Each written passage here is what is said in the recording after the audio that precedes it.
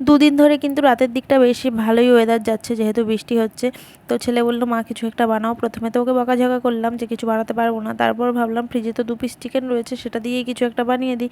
যেই ভাবা সেই কাজ। দেখো চিকেনটাকে ভালো করে মিক্সার গ্রাইন্ডারতে পেস্ট করে নিয়েছি, তারপরে এতে আদা রসুনের পেস্ট, গোলমরিচ গুঁড়ো, পেঁয়াজ কুচি, লঙ্কা কুচি, ধনেপাতা কুচি, সামান্য পরিমাণ সয়া সস, 2 চামচ মতো কর্নফ্লাওয়ার, আর তোমাদের কাছে যদি বেডক্রাম থাকে একটু বেডক্রাম দিতে পারো, আমার কাছে ছিল না।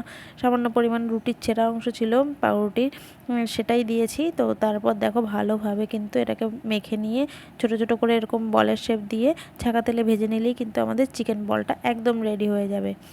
তো দেখো ওটা খুব সুন্দর হয়েছিল। আর এটাতে ডিপ করে খাওয়ার জন্য একটা মিওনিস বানিয়েছিলাম ঘরেই। তো মিওনিসটা তৈরি করার জন্য একটা ডিম সিদ্ধ নিয়েছি, তাতে 1/2 চামচ মতো চিনি, পরিমাণ মতো লবণ, গোলমরিচের গুঁড়ো, গুঁড়ো আমুল দুধ আর 3-4 কোয়া রসুন দিয়ে এরকমভাবে পেস্ট করে নিলেই কিন্তু মিওনিসটা একদম রেডি হয়ে যাবে। তো একবার তোমরা বাড়িতে ট্রাই করো, কেমন লাগবে বললো।